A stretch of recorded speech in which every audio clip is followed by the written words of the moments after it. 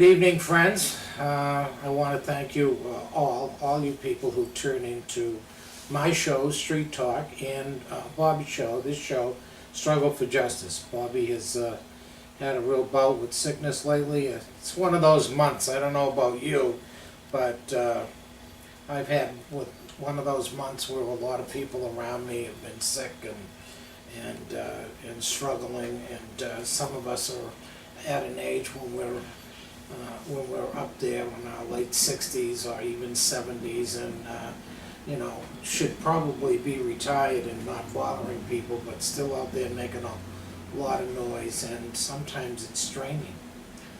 I want to thank all the people who follow me, all the thankful highs and everything I get when I go around the cities, and I'm really I'm happy for those who follow the show.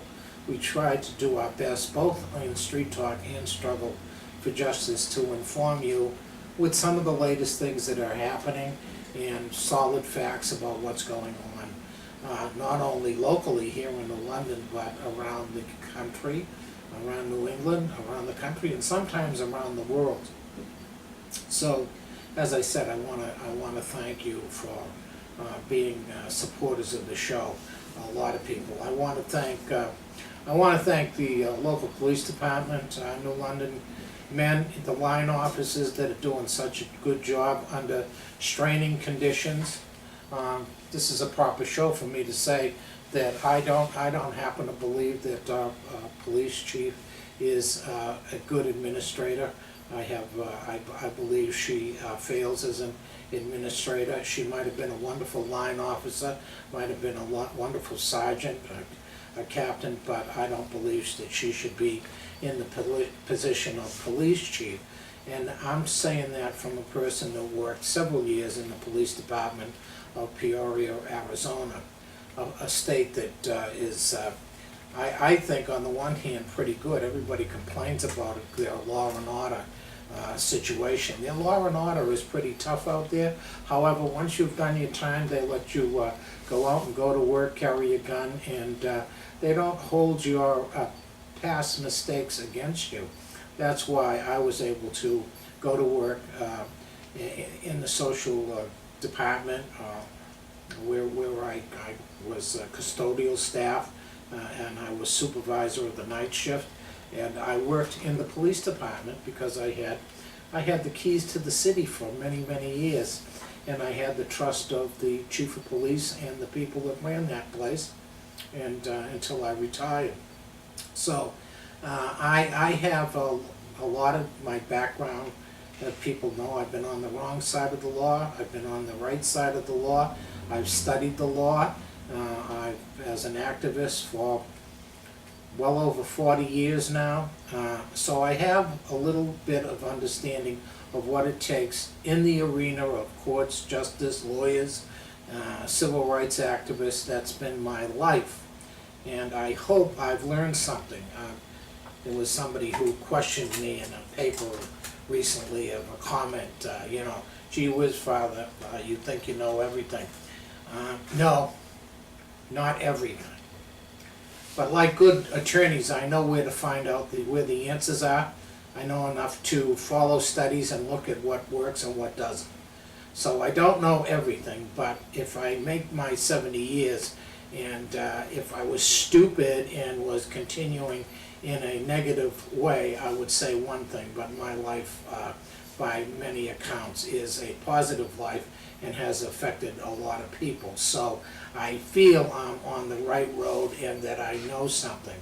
Also, my many children have been successful. I don't have any unemployed children. I have almost all college graduates, with the exception of the first, who is my oldest Bruce, is a skilled worker and a craftsman, and he probably makes more money than all the rest put together because he's a builder, electrician, and stuff like that.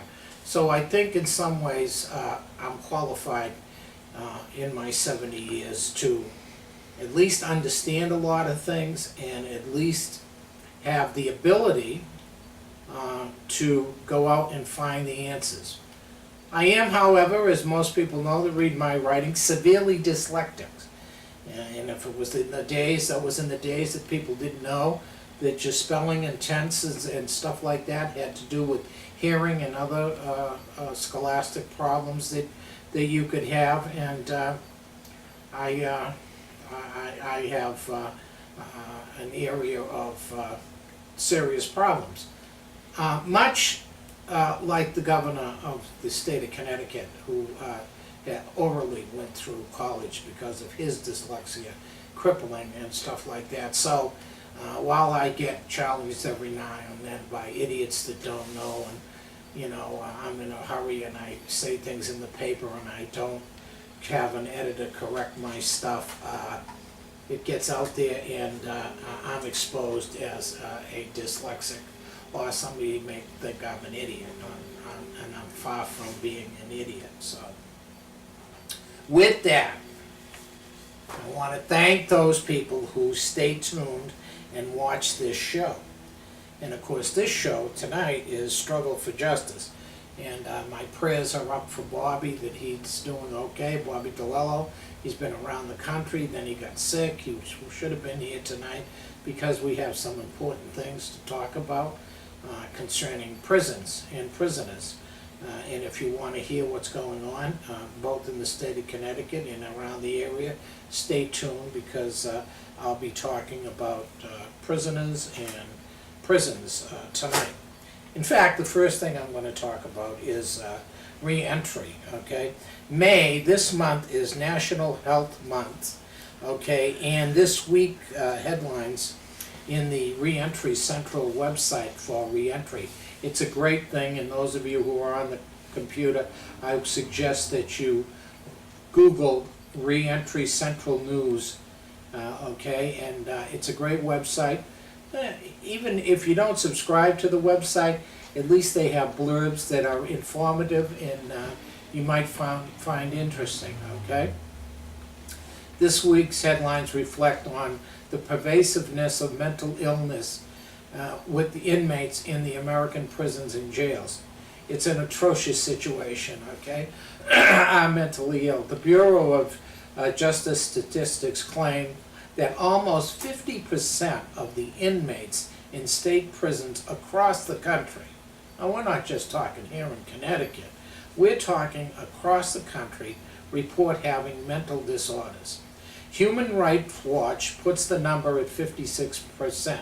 And there is another organization that, if you're concerned with what's going on in the human rights and social field, Human Rights Watch has a wonderful website that you should take a look at.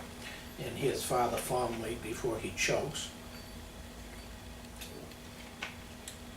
Not like my friend Wolf, who used to be on there and have a beer with him. I drink water, right? I miss Wolf. I miss seeing his show. Okay, Human Rights Watch, again, puts the number at 56% of the prisoners incarcerated have mental disorder, with 73% of female prisoners exhibiting symptoms of mental illness. Now that's really, that's amazing. 73% of women incarcerated have some problem with mental illness. Even young people are not exempt from mental health issues. The Kentucky Children's Center reports that youths locked up in adult correction facilities have a higher risk of suicide.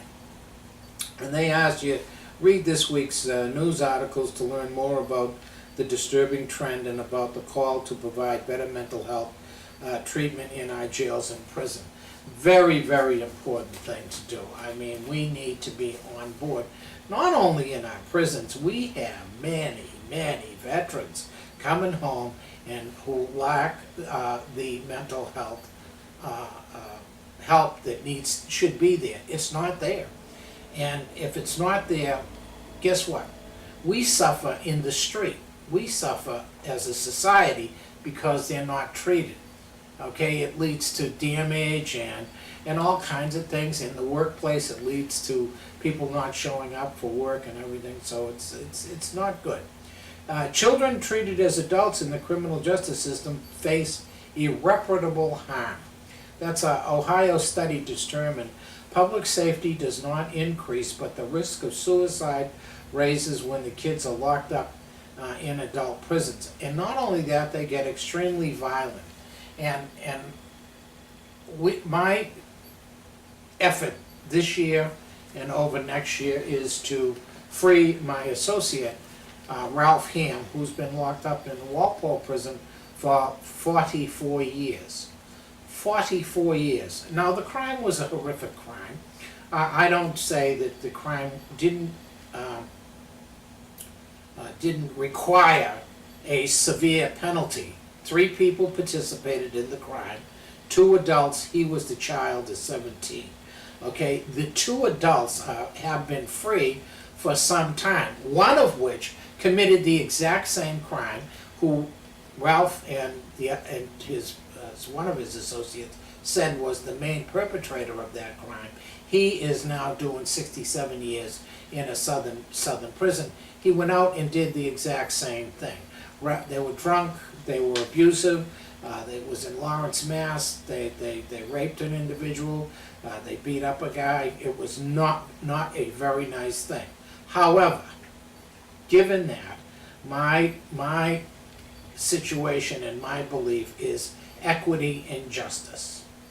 Equity and justice. Who pays for the pound of flesh?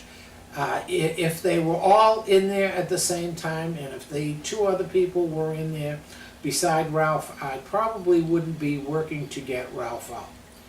If one just got out or something like that, but they have been out for some time, and not only that, his co-defendant committed another crime almost exactly to the letter, the same way. So that to me says a lot. The one fellow did not, but the other did. And Ralph was a juvenile at the time, okay? And we have learned through science over the years that juveniles' development just isn't there at 17, and that's an area of real questionable ability with the mind. So what he was at 17 is not the person he is now, well into his 60s. He's about to graduate Boston University. You know, many people know I started and assisted in doing helping to create the Boston University program. Bobby, who is normally on here, Bobby DeLello, is a graduate of Boston University. He also is a paralegal. I believe Bobby is probably going to go for his master's degree, as I had done, and I'm thankful. And now, who knows, maybe calling me doctor, or I don't know. I'm a continuing professional educational person, I guess. I'm always, because I believe you learn till you're dead. But Ralph graduates next month. I believe he's going to graduate cum laude, pretty close to top of his class. And he's got a new book. Gee, because before I forget, and he's got his new book is just up. Okay, Missions. Okay, fabulous book. Okay, it's a great read. This is a must for every person of color. And that's the reason that Ralph is in there, because he's black. My associate is a black man, big, tall, probably scary individual for some people. He's 6'7" or 8, I believe, and he's brilliant. He's smart, and he helped us convert Walpole from the most violent prison in the country at the time to a peaceful endeavor. So get Ralph's book. You can get it at Barnes and Noble, Missions. It's an interesting title. Okay, has to do with freeing the slaves, and this is his second book. Okay, he was a major participant in the writing of When the Prisoners Ran Walpole, which I have someplace around here. Okay, as you see, my books all over the place, and of course that is the study on Walpole. and which I'll get to in a bit. Uh,